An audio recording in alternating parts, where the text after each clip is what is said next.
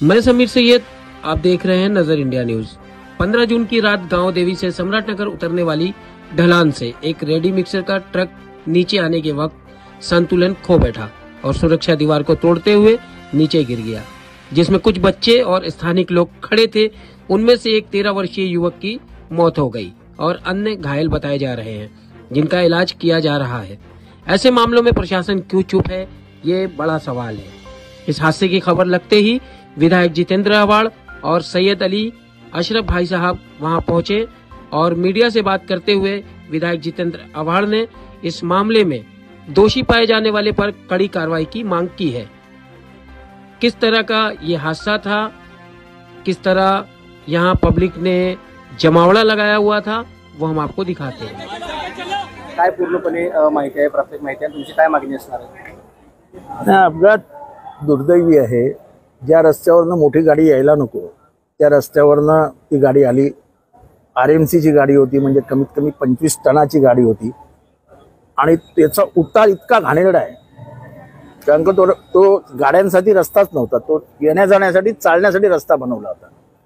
ठीक आहे, त्याच्यात काय राजकारण करायचं नाहीये, पण ती गाडी आली, त्याला स्पीड ब्रेकर नाहीयेत त्या रस्त्याला। अनेक वेळा सांगून देखील स्पीड ब्रेकर केले नाहीत, म्युन्सिपालिटीच्या अधिकाऱ्यांनी लक्ष घातलं नाही आणि अखेरीस एक गाडी, मोठी गाडी उतरली, घुसली आणि आज आता 2 जण गेलेले आहेत, काही जण गंभीर आहेत। 4-5 जणांचे हातपाय तुटलेले आहेत आणि ॲडमिट केलेले आहे मुंबईमध्ये। मी स्वतः कमिशनरला बोललो आहे की ज्या अधिकाऱ्यांनी दुर्लक्ष केलं त्यांच्यावरती कारवाई करायला हवी।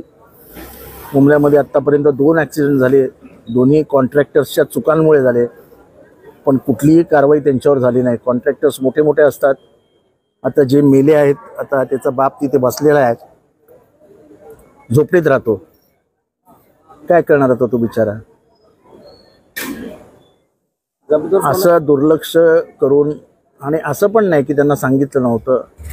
आमच्या नगरसेविका त्यांना कायम सांगत होत्या की इथे स्पीड ब्रेकर लावा, साईड वॉल तयार करा, प्रोटेक्शन वॉल, सिक्युरिटी वॉल। त्यांनी कुठेच लक्ष दिलं नाही। हे तर बरं की ते खाली गेली, ती जर अजून जोरात असती तर बिल्डिंगमध्ये शिरली असती। त्याच्यामुळे कॉम्पन्सेशन द्यावं।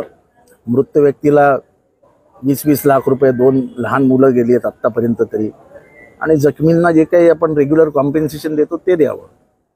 आणि ही आमची हक्काची आणि हट्टाची मागणी आहे की महानगरपालिकेच्या दुर्लक्षपणामुळे त्यांनी दुर्लक्ष केलं आणि अपघात झालेला आहे, याची भरपाई महानगरपालिकेने करून द्यायला।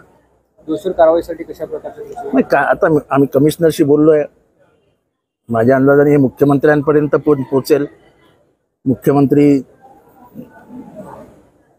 ठाण्याचे आहेत,